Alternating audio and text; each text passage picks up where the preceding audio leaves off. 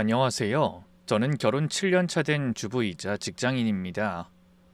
대기업 법무팀에서 과장으로 일하고 있죠. 결혼 전까지만 해도 저는 꽤 당찬 사람이었어요. 학창 시절부터 어떤 일이든 계획적으로 해왔고 직장에서도 인정받으며 승승장구했죠. 그런데 결혼하고 나니 모든 게 달라지더라고요. 특히 시댁과의 관계에서는 제가 아무리 노력해도 늘 부족한 며느리 취급을 받았습니다. 속으론 답답하고 화가 날 때도 많았지만 남편과 가정의 평화를 위해서 참았죠. 그런데 그게 맞는 건지 살다 보니 계속 고민이 됐어요. 그러다 몇 해 전 저에게 정말 큰일이 일어났습니다. 그 일을 겪으면서 저도 남편도 시댁도 많은 것이 변했죠. 전 오늘 여러분께 그때 겪은 일에 대해 들려드리려고 합니다. 평범한 것 같지만 결코 평범하지 않은 우리네 인생 이야기이니 끝까지 함께 해주시길 부탁드릴게요. 전 회사에서 나름 인정받는 직장인이라 승진도 빠른 편이었어요. 밤늦게까지 야근하는 날도 많았지만 그래도 제가 좋아서 선택한 일이니 힘든 줄 몰랐죠. 그런데 이렇게 똑부러진 저도 결혼하고 나서 한 가지 고민이 생겼습니다. 바로 아이 문제였어요. 이것만큼은 제가 마음먹은 대로 잘 되지 않더라고요. 처음에는 저를 좋게 봐주시던 시어머니도 결혼하고 3년이 지나자 말투가 점점 달라지기 시작하셨습니다. 요즘 젊은 애들은 왜 이렇게 애를 안 낳으려고 하는지 모르겠다. 내 친구 며느리는 결혼하자마자 임신해서 벌써 둘째를 가졌다더라. 그러다 결혼 4년 차가 됐을 때는 더 노골적으로 말씀하셨어요. 현진아, 너 병원은 가봤니? 가만히 입 벌리고 서서 감 떨어지기만 기다리지 말고 적극적으로 노력을 하란 말이야. 그 말을 듣는 순간 얼굴이 붉어지고 자존심이 너무 상했어요. 물론 저도 걱정이 안 되는 건 아니었습니다. 그래서 남편이랑 산부인과에도 가보고 검사도 받아봤는데 특별히 문제가 있다는 소리는 못 들었거든요. 그냥 좀 더 기다려보라고 스트레스 받지 말라고만 했죠. 근데 시어머니는 그런 결과에 믿음이 가지 않으셨나 봐요. 검사 결과가 정상이라면서 왜 애가 안 생겨? 분명히 뭔가 문제가 있는 거야. 그 의사 말만 믿지 말고 다른 병원에도 좀 가보라니까. 그러더니 급기야 시누이와 저를 비교하시기도 하셨죠. 여자가 밖에서 일만 잘하면 뭐하니? 자고로 여자가 하는 일 중에 가장 중요한 일은 애를 낳는 거야. 너희 시누이 봐라. 결혼하고 바로 애를 가졌잖아.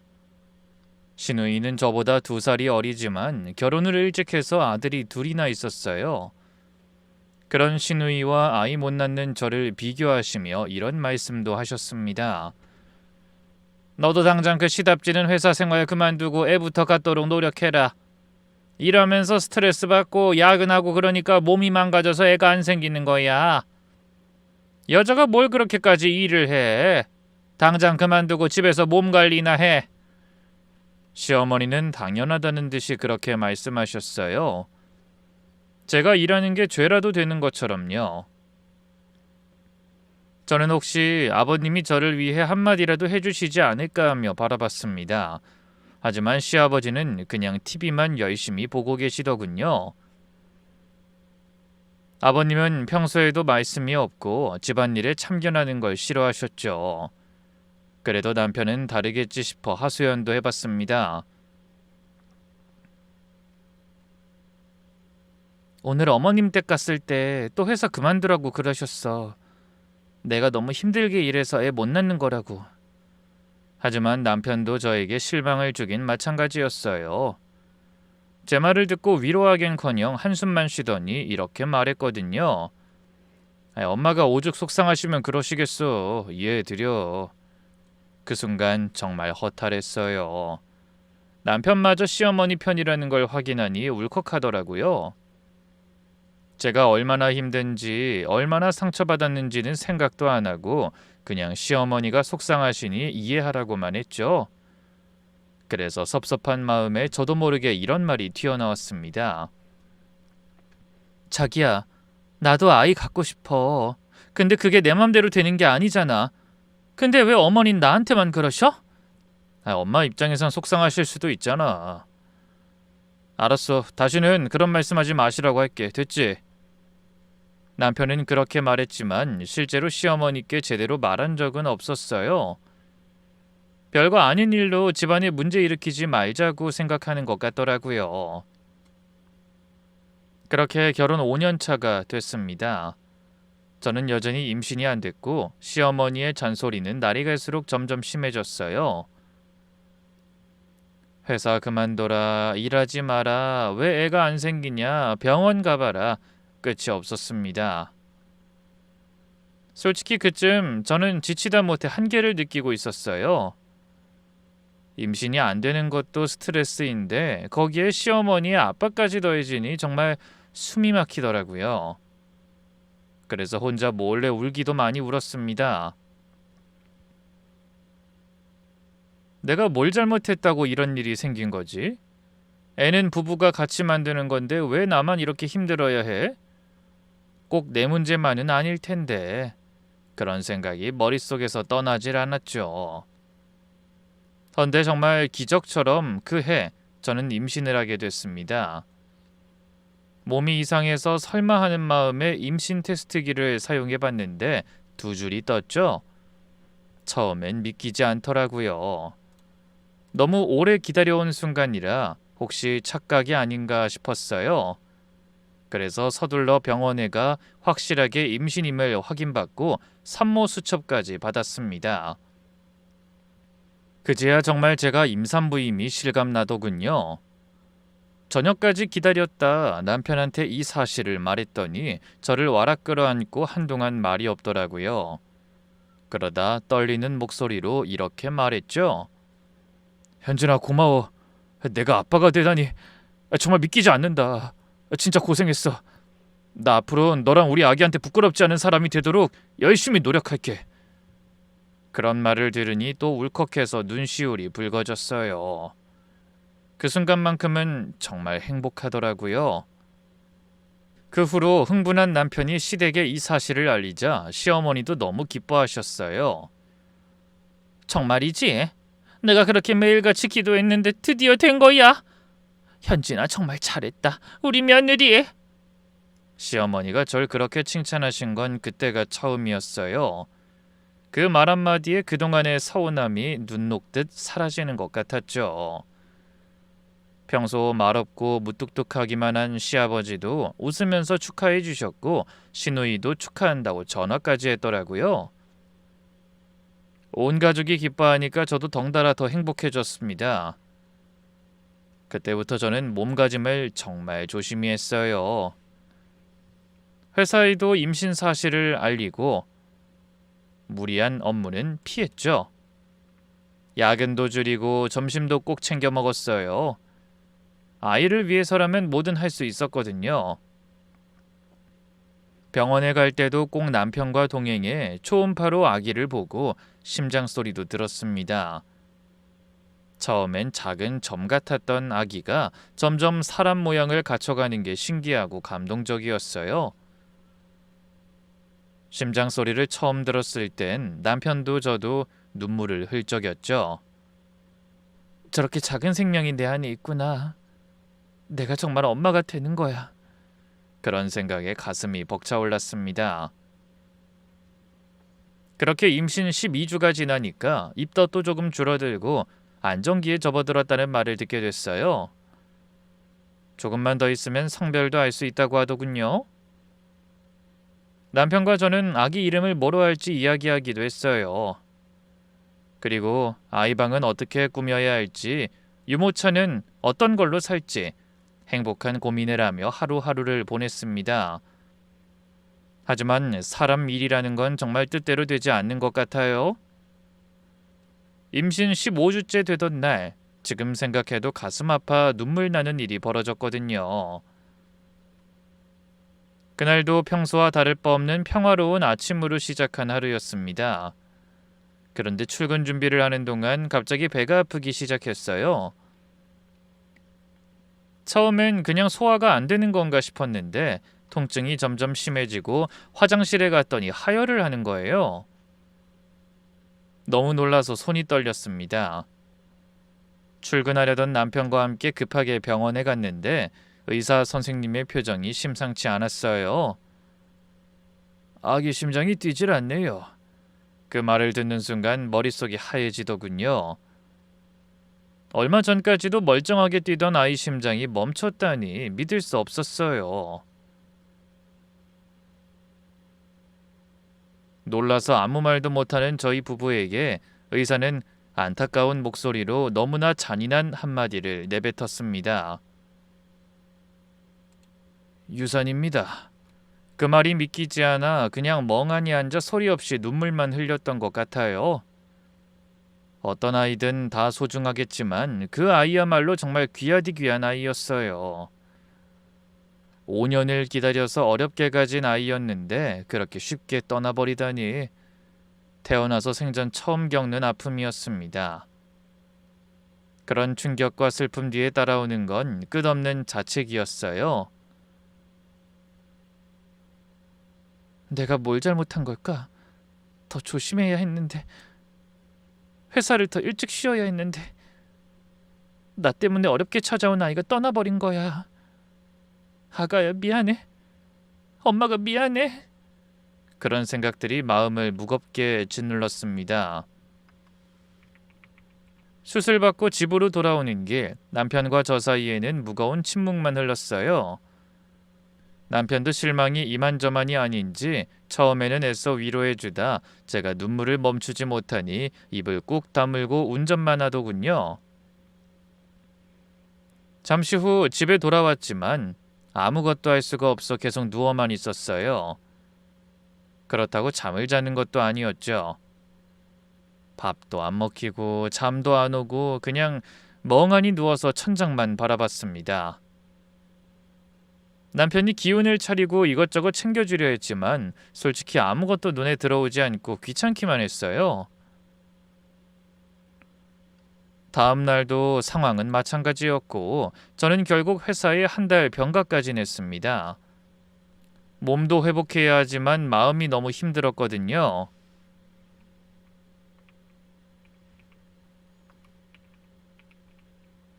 혼자 조용히 쉬면서 마음을 추스르는 시간을 갖고 싶었어요. 헌데 그런 아픔을 겪은 지 사흘 만에 그 사건이 일어났습니다. 그날도 저는 여전히 침대에 누워 있었어요. 아침이 왔지만 커튼도 열지 않은 채 어두운 방에서 하루 종일 천장만 바라보고 있었죠. 밥도 제대로 못 먹었어요. 남편이 출근 전에 죽을 끓여놓고 갔는데 손도 대지 않았습니다.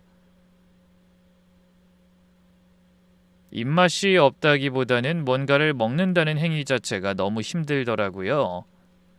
그때 현관 비밀번호 누르는 소리가 들렸습니다. 남편은 출근했고 올 사람이 없는데 누구지 싶었어요. 근데 제가 몸을 일으키기도 전에 방문이 벌컥 열리더니 시어머니가 들어오셨습니다. 현진아, 괜찮니? 저는 순간적으로 당황했어요. 미리 연락도 없이 갑자기 오신 것도 노크도 없이 방문을 열어보신 것도 놀랄 일이었죠. 그래도 저를 걱정스럽게 바라보시는 눈길에 억지로 몸을 일으켰습니다. 어머니 오셨어요? 그래, 우리 며느리 많이 힘들지. 아유, 왜 진작 연락을 안 했어? 오늘 진석이한테 얘기 듣고 깜짝 놀라서 달려왔다. 그러더니 제 손을 잡으시면서 눈물을 글썽이셨어요. 그 손길이 너무 따뜻하게 느껴져 또 눈물이 왈칵 쏟았습니다. 솔직히 그동안 시어머니한테 서운한 게 많았거든요. 근데 제가 힘들 때 찾아와 진심으로 위로해 주시니까 마음이 좀 풀리는 것 같더라고요. 아, 어머니가 그래도 내 걱정을 하시는구나 싶은 생각이 들어 감사하기도 하고 죄송하기도 했어요. 저는 시어머니의 손을 잡은 채 울먹이며 말했습니다. 괜찮아요, 어머니. 걱정 끼쳐 죄송해요. 저는 애써 괜찮은 척 웃었어요. 그랬더니 시어머니가 고개를 저으며 말씀하셨죠. 아이 괜찮긴 뭐가 괜찮아. 얼굴이 이게 뭐니? 아주 반쪽이 됐네. 밥은 먹었어? 아직이요. 그럼 그렇지. 혼자 있으니까 끼니도 제대로 못 챙기고. 이러면 안 돼, 현진아. 유산이 몸에 얼마나 무리가 되는데. 애 낳은 거랑 똑같이 관리해야 해. 지금 몸 망가뜨리면 나중에 힘들어져. 시어머니 말씀이 맞았어요. 그때 몸을 잘 추슬러야 나중에 다시 임신도 할 수 있을 거란 걸 알고 있었죠. 하지만 그게 마음처럼 쉽지 않더라고요. 저는 한숨을 쉬며 답했습니다. 네, 어머니, 노력할게요. 현진아, 이렇게 혼자 있으면 너무 우울하지 않니? 아무도 없이 집에만 있으면 생각이 더 많아지고 힘들어지잖아. 시어머니가 진지한 표정으로 말씀하셨어요. 저는 살짝 고개를 끄덕였습니다. 사실 혼자 있으니까 자꾸 아이 생각만 나고 자책만 하게 되긴 하거든요. 그런 저를 보며 시어머니가 맞잡은 손에 힘을 주며 말씀하셨어요. 그래서 말인데 현진아, 당분간 며칠만이라도 우리 집에 가서 지내자. 네? 시어머니의 갑작스러운 제안에 저는 눈을 동그랗게 떴습니다. 아이 집에 혼자 있으면 우울하니까 우리 집에 가서 며칠만 쉬자. 내가 미역국도 끓여주고 밥도 챙겨줄게. 유산에도 미역국은 산모랑 똑같이 잘 챙겨 먹어야 해. 그렇게 하자. 시어머니가 저를 안타까운 눈빛으로 바라보시는데 그 눈빛에서 저를 걱정하시는 진심이 느껴지는 것 같았어요. 그래도 저는 선뜻 대답하기가 어려웠습니다. 시댁에 가서 지내는 건 아무래도 불편할 것 같았거든요. 시아버지도 계시고 특히 그때처럼 몸도 마음도 힘든 상태에서는 더 그럴 것 같았죠. 그래서 조심스럽게 말했습니다. 걱정해 주셔서 감사해요, 어머니. 근데 저 괜찮아요. 그냥 여기서 쉴게요. 어머니도 힘드실 텐데 제가 가서 패기치면 안 되죠. 시어머니의 마음은 고맙지만 그래도 시댁보다는 집에서 혼자 쉬는 게 편할 것 같더라고요. 하지만 시어머니는 고개를 저으며 완강한 태도로 말씀하셨어요. 아이 패는 무슨 우리가 남이냐? 아픈 내 며느리 내가 돌봐줘야지. 진석이도 회사 다니느라 바쁘고 여기 혼자 있으면 얼마나 외롭겠어. 그냥 며칠만이라도 나랑 같이 있자. 널 이대로 혼자 두고 가면 내 마음이 편치 않을 것 같아서 그래. 그렇게 어머니가 간곡하게 계속 권하시니까 거절하기가 쉽지 않았어요. 그래도 저는 마음이 내키지 않아 망설이고 있었는데 그때 제 휴대폰이 울렸습니다. 남편이었죠? 현준아, 엄마 거기 가셨어? 어머니 지금 여기 계셔. 그래? 잘됐다. 너 혼자 있어서 신경 쓰였는데 엄마가 뭐라고 하셔? 저는 남편에게 시어머니가 시댁에 가서 지내자고 하신다는 말을 전했어요. 그랬더니 남편은 반가운 목소리로 이렇게 말했습니다. 그래, 엄마 말도 일리가 있어. 너 혼자 있으면 계속 애 생각만 나서 더 힘들잖아. 밥도 잘 못 챙겨 먹고. 거기 가서 엄마가 해주시는 밥 먹고 푹 쉬는 게 어때? 남편까지 그러니까 더 이상 거절하기가 어려웠어요. 두 사람이 한 목소리로 권하는데 계속 싫다고 하면 제가 너무 예의 없는 것 같았거든요. 게다가 시어머니가 저를 정말 진심으로 걱정하시는 것 같기도 했고요. 그럴게요, 어머니. 그럼 며칠만 신세 질게요. 결국 저는 마음을 돌리고 간단하게 짐을 챙겼습니다. 옷 몇 벌이랑 화장품과 칫솔, 그리고 약 정도만 챙겼어요. 시어머니는 제가 짐 싸는 걸 도와주시면서 연신 잘 생각했다고 하시더군요. 우리 집 가서 아무 생각하지 말고 그냥 푹 쉬어. 내가 맛있는 것도 해주고 잘 챙겨줄 테니 불편해하지 말고. 알겠지? 그 말씀에 저는 고개를 끄덕이며 생각했습니다. 그래, 어머니도 나름대로 며느리 걱정에 노력을 많이 하시는구나. 그동안 서운한 것도 많았지만 이번 기회에 조금 더 가까워질 수도 있을 것 같아. 그렇게 긍정적으로 마음먹게 됐습니다. 잠시 후 어머니와 택시를 타고 시댁으로 향했어요. 하지만 그때까지만 해도 저는 당장 눈앞에 펼쳐질 기겁할 상황을 전혀 눈치채지 못하고 있었습니다. 근데 엘리베이터에서 내려 현관문을 열고 들어가는 순간 뭔가 느낌이 이상했어요. 어른 두 분만 사셔서 항상 고요하던 시댁에서 시끌벅적한 소리가 들려오더라고요. 얼핏 들으니 아이들이 떠드는 소리 같았어요. 저는 본능적으로 불길한 예감에 휩싸여 멈칫했습니다. 아니나 다를까 거실에 들어서니 시누이가 보이고 옆에서 그 집 아이들이 시끄럽게 소리치고 있는 게 보였어요. 7살, 5살 남자아이들이라 한창 장난기가 많고 말도 안 들었죠. 소파에 앉아있던 시누이가 절 보더니 가볍게 인사했어요. 어머, 언니 왔어요? 아가씨도 와 있는지 몰랐네요. 저는 어리둥절한 채로 대답했습니다. 아가씨가 애들까지 데리고 왜 여기 있는 거지? 금방 가겠지? 하지만 제 말을 들은 시어머니가 아무렇지 않은 표정으로 내뱉는 말씀에 저는 황당함을 감출 수 없었습니다. 친경이가 부부 동반으로 친구들이랑 제주도 여행을 간단다. 그래서 애들 며칠 맡기러 온다고 했어. 네? 순간 저는 귀를 의심했어요. 시누이가 여행을 가려고 아이들을 맡기러 왔다니 그럼 저는 아이들과 함께 시댁에 있어야 한다는 말인데 시끄럽고 부산스러워서 잘 쉴 수 있을지 슬쩍 걱정되더라고요. 그때 시누이가 가방을 챙기면서 말했어요. 엄마, 나 비행기 시간 때문에 이제 가야 해. 애들 잘 부탁해. 그러더니 자기 아이들을 향해 엄한 표정으로 당부하듯 말했습니다. 얘들아, 할머니 말씀 잘 들어. 양치 잘하고 군것질하지 말고 게임하지 마. 여기 있는 동안에도 일찍 자고. 엄만 금방 올게. 그렇게 아이들을 단속하고 저에게 제대로 인사도 하지 못한 채 비행기 시간 늦었다며 후다닥 나가버렸죠. 아무리 봐도 미리 아이들을 맡기기로 얘기가 되어 있던 것 같더라고요. 그런 상황에서 시어머니가 굳이 왜 저까지 시댁에 데려가신 건지 좀 어이가 없더군요. 조용히 쉬고 싶던 저는 생각지도 못한 상황을 마주하고 그 자리에 멍하니 서 있었습니다. 아니 이게 무슨 상황이야? 난 정말 조용히 쉬고 싶은데. 제 상황이 어떤지 알 리 없는 아이들은 계속 방과 거실을 오가며 까불고 장난을 치더군요.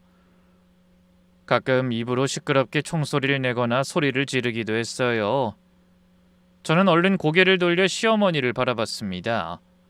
그러면서 불안한 마음으로 설명을 바란다는 눈빛을 보냈죠. 그런데 설마 하는 마음으로 기다리는 저에게 시어머니가 어이없는 말씀을 꺼내놓는 게 아니겠어요? 현진아, 마침 잘 됐다. 너 한 달 쉬지? 엄마 되는 거 연습한다고 생각하고 우리 외손주 좀 보거라. 그 순간 머리가 하얘졌습니다. 처음엔 제가 잘못 들은 줄 알았어요. 유산한 며느리 밥 해주겠다고 집에 데려다 놓고 갑자기 외손주를 보라니, 더구나 엄마 되는 연습이라니 생각지도 못한 상황이었습니다. 저는 너무 황당해서 아무 말도 할 수가 없었어요. 그동안 시어머니한테 서운한 적이 한두 번이 아니었지만 그땐 정말 말문이 막히더라고요. 아이를 잃은 지 사흘밖에 안 된 며느리한테 다른 아이를 보라니, 그것도 엄마 연습이라니 너무 잔인하고 무신경한 말씀이었습니다. 그제야 저는 시어머니가 전에 없이 살갑게 행동하신 이유를 깨달았어요. 유산하고 몸조리 잘해야 고생 안 한다더니 남자의 둘을 보라는 게 말이나 되나요? 세상에, 어머니가 날 데려오신 진짜 이유가 이거였구나. 미역국 끓여주겠다는 것도 챙겨주겠다는 것도 전부 거짓말이었어요. 아가씨가 여행 간 동안 애들 돌봐줄 사람이 필요했던 거야. 어떻게 이럴 수가 있지? 아무리 다르게 생각해보려 해도 답은 뻔했어요. 어머니가 갑자기 찾아와 간곡하게 시댁에 가자고 하신 건 전부 다 계획된 행동이었던 겁니다. 저는 다리에 힘이 풀려서 소파에 털썩 주저앉았어요.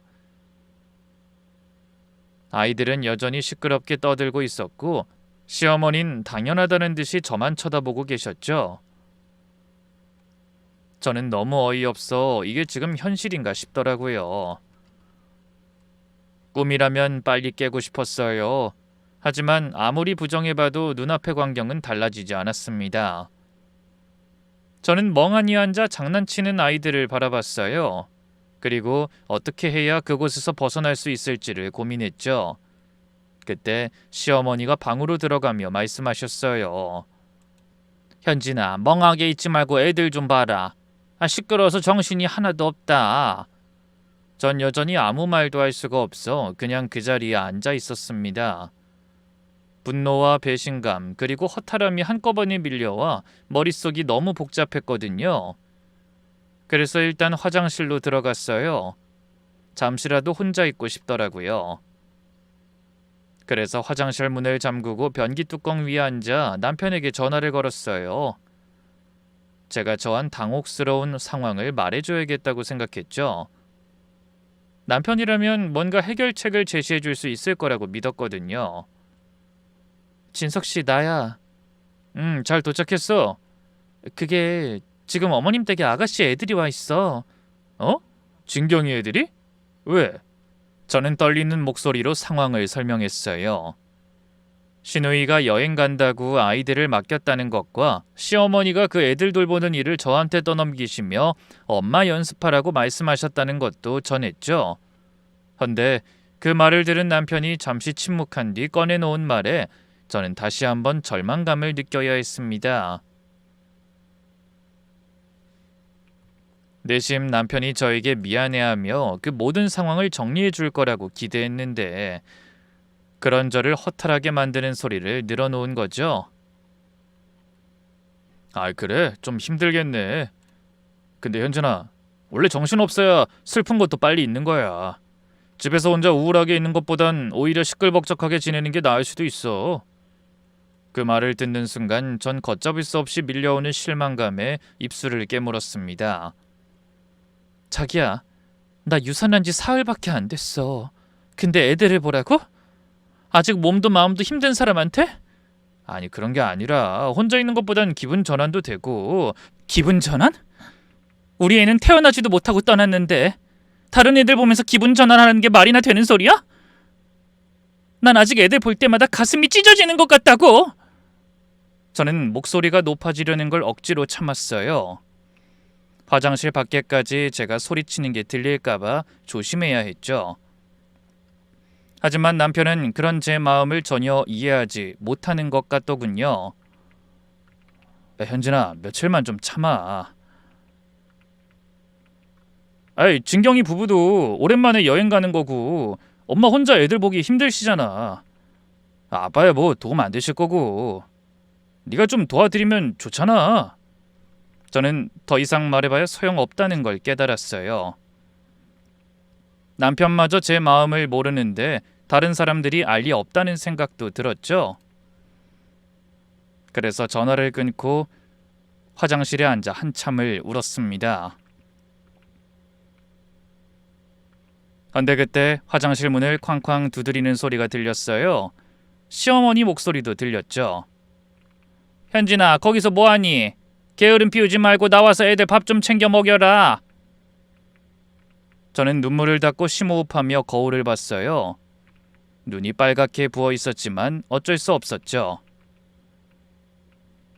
계속 화장실에서 버티면 어머니가 열쇠로 열고 들어올 기세였습니다. 그래서 무거운 마음으로 문을 열고 나가자 시어머니가 거실에 서서 저를 노려보고 계셨어요. 넌 화장실에서 뭘 그렇게 오래 있니? 애들 배고프다잖아. 시어머니는 제 눈이 부었든 말든 관심 없이 잔뜩 짜증 섞인 목소리로 본인 할 말만 하셨습니다. 머릿속이 너무나 복잡해졌어요. 이제 어떻게 해야 하지? 당장 짐 싸서 나갈까? 아니면 남편한테 다시 전화해서 따질까? 그런데 이상하게도 너무 화가 치밀어 오르니까 동시에 사람이 냉정해지더라고요. 그 상태에서 애보기 싫다고 싸워봐야 아무도 제 편 들어줄 사람은 없고 시어머니를 이길 수도 사과받을 수도 없을 거란 생각이 들었죠. 고집센 어머니가 절대 잘못을 인정하지 않으실 거고 남편도 어차피 시어머니 편이고 시누이는 이미 제주도로 떠나버렸으니까요. 그래서 저는 다른 방법을 선택하기로 결심했습니다. 네, 어머니 좋아요. 제가 애들 볼게요. 그러면서 일부러 활짝 웃었어요. 뜻밖의 상황에 어머니가 살짝 당황하신 것 같더군요. 아마 제가 울면서 반항할 거라고 예상하셨던 것 같더라고요. 어머니 말씀이 맞아요. 제가 애를 돌본 적이 없어서 연습이 좀 필요하긴 할 것 같네요. 그렇죠? 제 말을 듣고 잠깐 멈칫하시던 시어머니는 이내 흡족한 표정을 지으며 이렇게 말씀하셨어요. 그래 잘 생각했다. 역시 우리 며느리가 착하고 현명해요. 며느리가 순순히 자기 말을 잘 따르니 기분이 좋으셨는지 목소리가 한없이 부드러워졌죠. 그러더니 갑자기 허리를 두드리며 이렇게 말씀하셨어요. 아이, 실은 내가 요즘 허리가 너무 아파서 한의원에서 침을 맞고 있어. 네가 애들 좀 봐주면 내가 편히 쉴 수 있을 것 같구나. 저는 속으로 열불이 터졌지만 꼭 참았어요. 유산한 며느리 미역국 끓여주겠다고 꼬셔서 데려와 놓고 본인이 아프다니. 아니, 허리가 아프시면 애초에 아이들을 맞지 말아야 하는 거 아닌가요? 아니, 저 모르게 일은 만들어 놓고 애는 저보고 보라니 말이 됩니까? 하지만 전 여전히 웃는 얼굴로 말했습니다. 네, 어머니. 걱정하지 마세요. 제가 다 알아서 할게요. 그런 제 말에 시어머니는 만족스러운 표정을 지으며 안방으로 들어가셨어요. 그 뒤로 거실에는 저와 시누이의 아이들만 남았습니다. 저는 방긋이 웃으며 아이들을 바라봤어요. 7살, 5살 남자 형제, 둘 다 에너지가 넘쳐서 잠시도 가만히 있지 않았죠. 소파 위에서 뛰어내리고 쿠션을 던지고 소리를 지르면서 놀았습니다. 얘들아, 제가 부르자 아이들이 고개를 돌려 쳐다봤어요. 외숙모, 우리 이제 뭐해요? 너희들은 뭐 하고 싶어?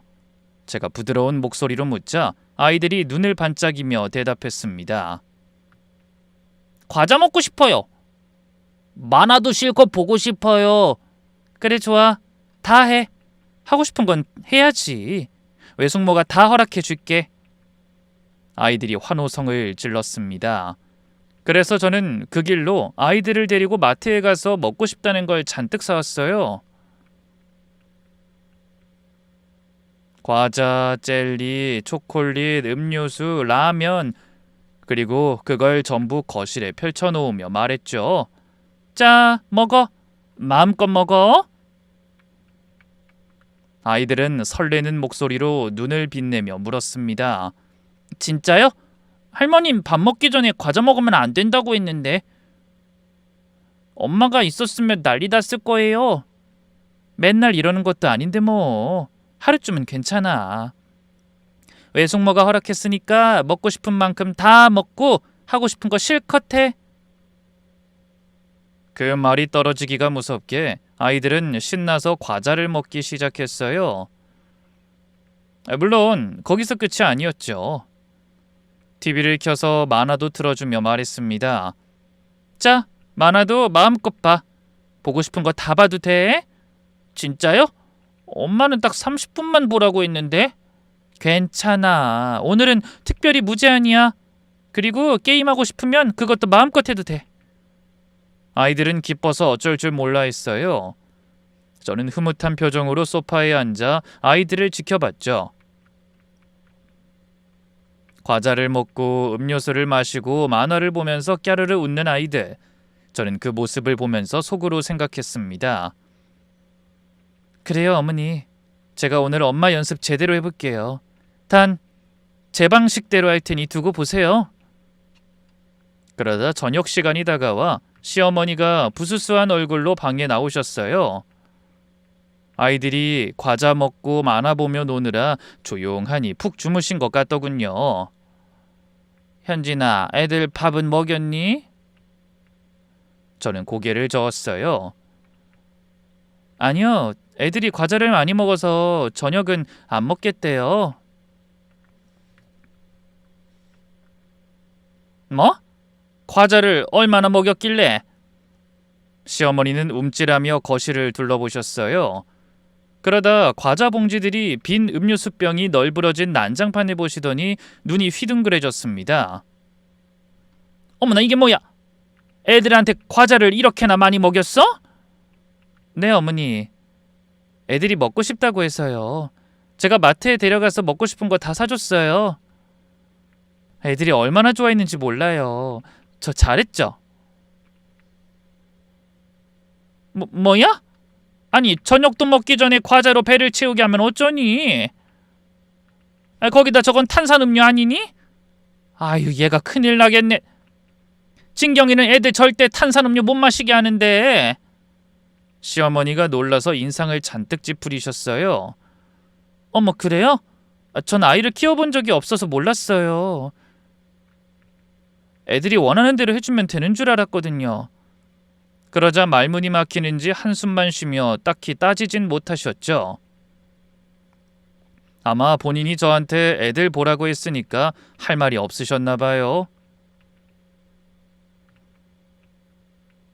시어머니는 못마땅한 얼굴로 만화에 푹 빠져있는 아이들에게 말씀하셨어요. 애들아, 이제 만화 그만 보고 밥 먹어라. 시어머니가 말씀하셨지만 아이들은 TV에서 눈을 떼지도 않고 고개를 저었어요. 싫어. 외숙모가 과자 먹어도 된다고 해서 많이 먹었더니 배불러. 그 말에 시어머니가 저를 노려보셨죠. 하지만 저는 아무것도 모르는 척 고개를 숙이고 있었습니다. 그러다 밤이 되고 저는 아이들에게 물었죠. 얘들아, 이제 잘 시간이야. 이따 거 자야지.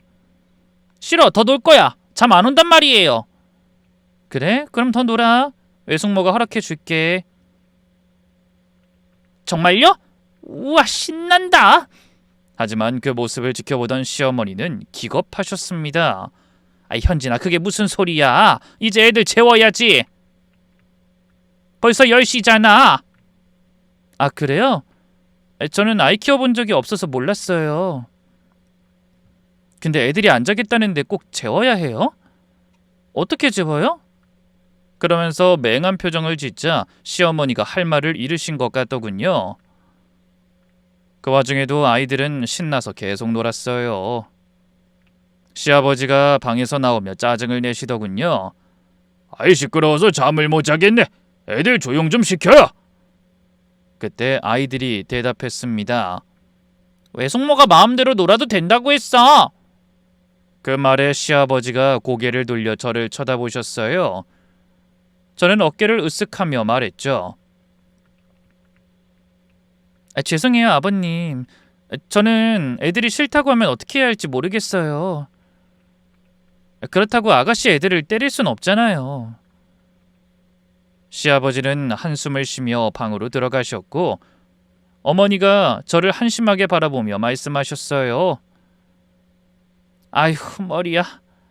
알았으니까 이제 그만 애들 양치질 시키고 재워라. 시어머니는 저랑 길게 말해봤자 소용없다고 생각하셨는지 손으로 이마를 짚으며 방으로 들어가려고 하셨습니다. 저는 터져나오는 웃음을 꾹 참으며 아이들을 향해 말했죠. 너희 양치해야 한다는데? 에이, 귀찮아요. 원래 엄마가 해주는데 우리 혼자선 못해요. 그래? 그럼 오늘은 그냥 자. 외숙모도 그런 거 해본 적이 없거든. 그런 제 말을 들은 시어머니가 방으로 들어가다 말고 고개를 돌리며 화를 내셨어요. 아니, 과자랑 음료수를 잔뜩 사주고 양치도 하지 말라고? 네가 제정신이니? 양치질 하루 안 한다고 뭐 큰일 나겠어요? 전 애들 양치해준 적이 없어서 엄두가 안 나거든요. 괜히 잘못해서 잇몸 다치면 어떡해요? 아우, 겁나서 못하겠어요. 그러면서 울상을 찢자 시어머니가 한숨을 쉬며 아이들을 데리고 욕실로 들어가 양치질 시키고 씻긴 뒤 잠옷 입혀 재우셨죠. 전 그런 시어머니를 향해 웃으며 말했어요. 와, 역시 어머니는 육아 경험이 있어서 다르시네요. 정말 대단하세요. 저는 진짜 갈 길이 멀었나 봐요. 하지만 시어머니는 절 노려보며 한숨만 쉬실 뿐 뭐라고 따질 기운도 없으신 것 같았어요. 몇 시간 후 다음 날 아침이 밝았어요. 그날도 여전히 아이들은 일어나자마자 아침부터 과자를 먹었지만 저는 막지 않았습니다. 얘들아, 오늘은 뭐 하고 싶어? 게임하고 싶어요. 그래, 게임해. 마음껏 해. 저는 아이들한테 휴대폰을 줬어요. 아이들은 신이 나서 하루 종일 게임만 하더군요. 밥도 안 먹고 유튜브 보다가 게임하다 그러다 지치면 또 만화 보면서 놀았어요. 시어머니가 아이들한테 밥 먹으라고 게임 그만하라고 하셨지만 아이들은 듣지 않았죠. 외숙모가 괜찮다고 했어. 이 말이면 다 해결이 됐습니다. 저는 아이들한테 무제한 자유를 줬거든요. 과자? 무제한, 탄산음료 무제한, 유튜브 무제한, 게임 무제한, 잠자는 시간 없음. 하기 싫은 거 안 해도 됨. 그걸 알게 된 아이들은 불과 하루 만에 길들여지지 않는 야생마가 되어버렸습니다. 그래서 그날은 흥분한 아랫집에서 경비실에 민원까지 넣었죠. 아이들이 너무 뛰어서 시끄럽다고요. 시아버지는 잔뜩 화가 나서 짜증을 내셨어요. 그러니까 애들 좀 조용히 시키라고. 매일 쿵쿵거리니 사람들이 가만히 있어? 이거 원 동네 창피해서. 아니, 현진이가 애 보는 게 서툴러서. 그러게 왜 서툰 애한테 애를 맡겨? 데리고 있기로 했으면 당신이 봐야지. 나 혼자 남자애 둘을 어떻게 봐? 그럼 당신이 좀 도와주든지. 내가 언제 애 봐준다고 한 적 있어? 준경이한테 애 봐준다고 한 건 당신이면서 왜 여기저기 떠넘겨? 똑바로 해. 그러더니 방으로 들어가셨어요. 하지만 아이들이 그런 분위기를 신경 쓸 리가 있나요? 만화 보고 게임하다 신나면 소리 지르고 뛰다가 과자 먹다가 아주 살판 났죠. 그 모습을 보며 도저히 안 되겠는지 시어머니가 이렇게 말씀하셨어요. 현진아, 안 되겠다. 애들은 내가 볼 테니 네가 밥 좀 해라. 밥 때 놓치면 너희 시아버지 노발대발하신다. 시어머니가 화를 억지로 꾹 참으며 말씀하시는 게 느껴졌어요. 저는 고개를 끄덕이며 말했죠. 네 어머니, 알겠습니다. 부족하긴 하지만 열심히 해볼게요. 시어머니는 그제야 조금 누그러진 표정을 지으셨습니다.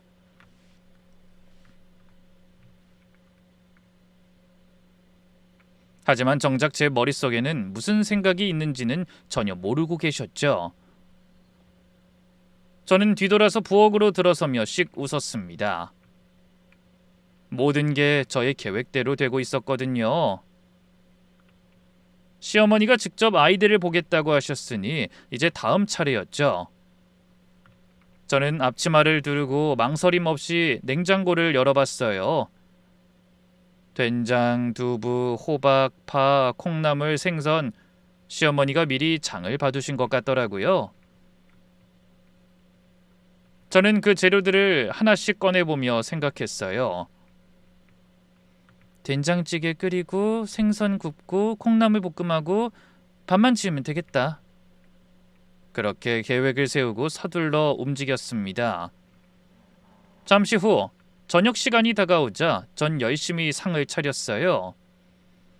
그리고 시아버지, 시어머니, 그리고 저까지 셋이 밥상 앞에 둘러앉았습니다. 아이들은 또 과자만 먹겠다며 울고불고 난리라 어머니가 김에 싸서 따로 밥을 조금 먹이신 다음이었죠. 시아버지가 먼저 숟가락을 드셨어요. 저는 침을 꿀꺽 삼키며 그 모습을 지켜봤습니다. 한데 된장찌개를 한 숟가락 떠서 입에 넣으신 아버님의 표정이 급격하게 굳어지셨어요. 이게 뭐야? 그러더니 숟가락을 내려놓고 저를 향해 물으셨습니다. 너 찌개에 뭘 넣은 거야? 된장찌개가 왜 이렇게 달아? 저는 놀란 것처럼 눈을 동그랗게 뜨고 대답했어요. 아, 예전에 TV에서 된장찌개에 설탕을 좀 넣으면 맛있다고 하는 걸 본 것 같아서요. 근데 제가 요리를 잘 몰라서 얼마나 넣어야 하는지 몰랐어요. 너무 달아요? 뭐? 누가 된장찌개에 설탕을 넣어? 기가 차는구만. 그러더니 이번엔 새까맣게 탄 고등어를 젓가락으로 집어보다 다시 내려놓으셨어요. 이건 수치냐 생선이냐? 죄송해요, 아버님. 제가 회사 다니느라 음식 만드는 걸 많이 안 해봤어요. 생선 굽는 게 이렇게 어려운지 몰랐어요. 금방 타는 거 있죠? 한숨만 쉬던 시아버지가 콩나물 볶음을 드시더니 그것도 한 젓가락 입에 넣자마자 얼굴을 찡그리셨어요. 이건 또 왜 이렇게 쉬어? 식초를 통째로 부었냐? 그게 콩나물 볶음에 식초를 넣으면 아삭해질 것 같아서요. 근데 얼마나 넣어야 할지 몰라서 좀 많이 넣었나 봐요. 그러다 시아버지가 밥을 뜨니 떡이 된 밥이 그릇에서 한꺼번에 덩어리로 뭉쳐서 올라왔어요. 아버님은 이제 기가 막힌 듯 픽하고 웃으셨죠. 이건 밥이냐 떡이냐? 그러더니 숟가락을 탁 소리가 나게 내려놓고 저를 노려보셨습니다. 저는 움찔하는 척하며 말했어요. 죄송해요, 아버님. 밥솥도 저희 거랑 다르고 쌀도 달라서 물 조절을 제대로 못했나 봐요. 어머니한테 여쭤보려고 했는데 애들 보느라 힘드신지 못 들으시더라고요. 그래서 그냥 알아서 한다는 게 그만. 그런 제 말에 화살이 시어머니에게 돌아갔습니다. 시아버지가 어머니를 노려보며 호통치셨죠. 밥을 시키려면 제대로 알려주고 시켜야지. 이게 뭐야? 괜히 아까운 재료만 버렸잖아. 앞으로 밥은 쟤 시키지 말고 당신이 해. 시어머니가 굳은 얼굴로 반박하셨어요. 내가 일부러 그랬어요? 애도 제대로 못 보길래 그래도 밥은 좀 할 줄 알았지. 이렇게 엉망일 줄 알았어요? 지가 다 알아서 한다고 넙죽 큰소리 치길래 믿었더니. 그러게 몸도 안 좋은 애는 왜 데려와서 서로 피곤하게 일을 만들어? 진경이 빨리 와서 애 데리고 가라고 하고 현진이는 자기 집에 가서 쉬라고 해. 시아버지가 노여움이 잔뜩 서린 얼굴로 화를 내면서 방으로 들어가시자 어머니가 저를 매서운 눈초리로 노려보셨죠. 저는 그런 어머니에게 잔뜩 주눅든 표정을 지으며 물었습니다. 죄송해요, 어머니. 제가 너무 도움이 안 됐죠. 저녁은 어쩌죠? 짜장면이라도 시킬까요? 전 볶음밥 땡기는데 어머니는 뭐 드실래요? 아버님은 짬뽕 좋아하시죠? 시어머니는 화를 내시려다 말고 어이가 없는지 입술만 깨물며 씩씩거리셨습니다. 그날 밤 저희는 셋이 나란히 앉아 중국 음식을 먹었어요. 그리고 아이들 양치와 뒤치다꺼리를 간신히 마친 시어머니는 연신 아이 허리야, 아이고 내 발자야 하며 신음하시더니 방으로 들어가셨죠. 다음날 드디어 시누이가 제주도에서 돌아왔습니다. 여행을 다녀와서 그런지 얼굴이 밝더군요. 하지만 집에 들어서자마자 표정이 대번에 굳어졌습니다. 한눈에 봐도 거실이 난장판이었거든요. 빈 과자 봉지가 널브러져 있고 콜라캔이 굴러다니고 아이들은 소파에 삐딱하게 앉아 게임에만 정신이 팔려 있었어요. 그 모습을 본 시누이가 기겁하며 소리쳤죠. 너희들 지금 뭐 하는 거야? 하지만 아이들은 게임에서 눈도 떼지 않고 건성으로 대답했어요. 게임해. 뭐야? 아침은? 밥은 먹었어? 과자 먹었어. 뭐? 과자? 외숙모가 사줬어. 시누이가 저를 향해 고개를 돌렸지만 저는 모른 척했습니다. 그러자 곧 화가 잔뜩 난 시누이의 목소리가 날아왔죠. 언니, 애들이 왜 이래요? 종일 과자랑 음료수 먹고 게임만 한 거예요? 저는 웃으며 아무렇지 않게 대답했죠. 네, 다른 걸 뭘 해줘야 할지 모르겠어서 그냥 아이들이 원하는 대로 해준 거예요. 애들 의사를 존중해주는 게 좋을 것 같아서요. 자기들이 하고 싶은 거 다 하게 해주니까 엄청 좋아하던데요? 신우이는 기가 찬다는 표정을 지었습니다. 뭐라고요? 존중? 애들이 과자만 먹어도 그냥 놔두고 게임만 하도록 방치하는 게 존중이에요? 네, 난 그런 줄 알았어요. 아이 키워본 적이 없어서요. 아이들이 싫다고 하는데 억지로 시키면 안 되는 줄 알았거든요. 제 말을 들은 신우이가 허공에 대고 탄식하더니 곧바로 자기 엄마를 찾기 시작했습니다. 엄마! 엄마! 왜 애들을 이렇게 놔뒀어? 그러자 피곤함에 찌든 것 같은 시어머니가 방에서 나오며 말씀하셨죠. 아유, 삭신이야. 안 그래도 몸이 천근만근인데 넌 왜 잘 놀고 와서 성질이야? 내가 그런 게 아니라 현진이가 그런 거야. 한번 그러고 나니 애들이 도통 말을 안 들어서. 아이, 엄마. 언니가 애들에 대해서 뭘 알아. 애를 맡길 사람한테 맡겨야지. 헌데 신우이가 화를 내자 시어머니도 지지 않으셨어요. 뭐? 네가 여행 간다고 애 맡겨놓고 왜 힘들게 고생한 사람한테 짜증이야? 나도 허리가 아파서 잠깐 부탁한 거야. 그러게 처음부터 왜 유산한 사람한테 애를 맡기냐고. 이러려고 나 제주도 다녀오라고 했어? 엄마가 못 번다고 했으면 우리 시댁에 부탁하거나 안 갔을 거 아니야. 이제 보니 엄마 일부러 언니 골탕 먹이려고 우리 애들 봐준다고 한 거지. 그 말에 시어머니가 전곡을 찔린 듯 멈칫하셨습니다. 하지만 금방 정신을 차리고 손사래를 치며 반박하셨죠. 어머나, 누가 들으면 오해할라. 아니야. 난 진짜 너 제주도 가서 놀고 현진이는 여기 와서 편히 쉬라고. 엄마, 눈 가리고 아웅하지 마요. 엄마가 언니 유산했다는 거 듣고 그랬잖아. 고집 부리면서 회사 다니더니 꼴 좋다고. 시어미 말에 개똥처럼 듣더니 벌 받았다면서 정신 차리게 혼쭐 내준다고 했잖아. 아니야? 그런 엄마 화풀이에 우리 애들을 이용해. 신우이는 화가 나서 할 말 못할 말 구분을 하지 못했어요. 그 바람에 어머니의 속마음을 알아버린 저는 손을 부들부들 떨며 주먹을 꼭 쥐었습니다. 아무리 제가 꼴보기 싫어도 어떻게 유산한 며느리를 두고 그런 말을 할 수 있는지 오만정이 다 떨어지더군요. 그 뒤로도 신우이와 어머니는 언성을 높이며 계속 싸웠어요. 저는 조용히 거실 안쪽에 서서 그런 모녀 전쟁을 지켜봤습니다. 그러다 자연스럽게 끼어들어 한마디 거들었죠. 아가씨, 전 분명 아이 키워본 적 없어서 애 잘 못 본다고 말씀드렸어요. 근데 어머니가 알아서 연습해보라고 하시더라고요. 애들이 좋아하는 모습이 귀여워서 마음껏 놀고 먹으라고 한 건데 그게 잘못인가요? 제가 아무것도 모른다는 표정으로 묻자 신우이가 할 말을 잃은 것 같더군요. 아무리 애들이 좋아한다고 해도 그렇게 막 풀어주면 안 되죠. 그러니까 저는 어머니 말씀대로 엄마 연습한 거예요. 제 방식대로요. 신우이는 저와는 말이 안 통한다고 생각했는지 다시 시선을 돌려 시어머니한테 화를 냈습니다. 언니한테 엄마 연습하라고 했어? 우리 애들을 가지고 연습하라니 그게 무슨 말도 안 되는 소리야. 유산한 사람한테 어떻게 그런 말을 할 수가 있어? 아니, 난 그런 뜻이 아니라. 두 사람이 또 서로 으르렁거리며 싸우기 시작했죠.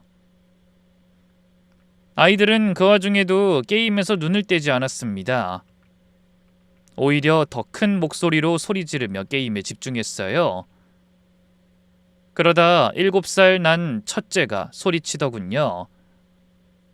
아이, 과자 더 줘. 과자 더 먹을 거야. 게임 더하기 휴대폰 충전해줘. 그렇게 두 아이가 떼를 쓰기 시작하자 신우이가 아이들에게 소리쳤습니다. 안 돼, 과자 그만 먹어. 게임도 그만해. 그러자 아이들이 울음을 터뜨렸어요. 외숙모는 다 괜찮다고 했는데 왜 엄마는 안 된다고 해? 애들이 불과 며칠 만에 완전히 통제 불가 상태가 된 겁니다. 저는 속으로 뜨끔했지만 어차피 벌어진 일이라 어쩔 수 없었죠. 그때 시아버지가 방에서 나오셨어요. 며칠째 아이들 뛰는 소리에 시달리시고 제대로 된 밥도 못 드셔서 짜증이 극에 달해 계셨죠. 시끄러워! 다 조용히 해! 그 고함에 집안이 일순간 조용해졌습니다. 하지만 이내 아이들이 또 울기 시작하면서 다시 시끄러워졌어요. 저는 그 광경을 가만히 팔짱 끼고 지켜보면서 속으로 쾌재를 불렀습니다. 그래, 이게 내가 원하던 그림이야. 이제 어머니도 나한테 무리하게 대하신 걸 후회하시겠지? 그런데 집안이 완전히 아수라장이 된 그 순간 시어머니가 남편에게 전화를 걸어서 외치셨어요. 진석아, 너 당장 와. 지금 집이 난리다. 얼마 후 시어머니의 전화를 받은 남편이 부랴부랴 퇴근해 시댁에 도착했어요. 현관문을 열고 들어오던 남편은 난장판이 된 거실을 둘러보고 눈이 휘둥그레졌습니다. 과자 봉지, 빈캔, 흩어진 쿠션, 울고 있는 아이들, 서로 노려보고 있는 시어머니와 시누이. 남편은 영문을 모르겠다는 듯 물었죠. 이게 다 무슨 일이야? 아니, 집안 꼴이 왜 이래? 그러자 시어머니가 절 가리키며 말씀하셨어요. 설명할 정신 없으니까 현진이 데리고 얼른 가거라. 제가 나한테 반항하려고 일부러 애들 엉망으로 보고 음식도 막해서 내 혼을 싹 빼놨어. 내가 다신 너희 일에 간섭하지 않을 테니 애를 낳든 말든 가서 너희끼리 알아서 살아라. 그런 시어머니의 외침에 남편이 입을 떡 벌린 채 저를 바라봤습니다. 대체 무슨 짓을 벌였냐고 묻는 것 같았죠. 하지만 저는 아무 말도 하지 않고 그냥 조용히 서 있었어요. 그러자 이번엔 시아버지가 손을 휘휘 저으며 말씀하셨습니다. 왜 그러고 서 있냐? 얼른 현진이 데리고 가라니까. 그러게 애 가지고 들들 볶아 스트레스를 준 걸로 모자라서 유산한 애를 부려먹으려고 머리 쓴 것부터가 잘못이지. 다 너희 엄마가 자초한 일이니 넌 신경 쓰지 말고 네 마누라 데려가서 몸조리나 잘해줘라. 그러더니 얼른 가라고 등 떠밀어 내보내셨어요. 저희가 현관을 나서고 문이 닫히자 다시 전쟁이 시작되는 소리가 들렸죠. 애들은 울고 시누이는 화내고 시아버지는 호통치시고 어머니는 쩔쩔매며 변명하셨어요. 남편이 집에 오는 길에 물었습니다. 현진아, 너 정말 일부러 그런 거야? 그래, 일부러 그랬어. 내가 얼마나 힘들고 마음 아픈지 아무도 알아주지 않으니 나 자신은 내가 지켜야지. 그 말을 하는데 갑자기 울컥하며 눈물이 쏟아졌어요. 그러자 남편이 당황한 듯 한적한 길가에 차를 세우고 저를 바라봤습니다. 당연히 자기 식구들을 혼란에 빠뜨린 저에게 화가 났을 거라고 생각해 저도 주먹을 꼭 쥐고 싸울 준비를 했죠.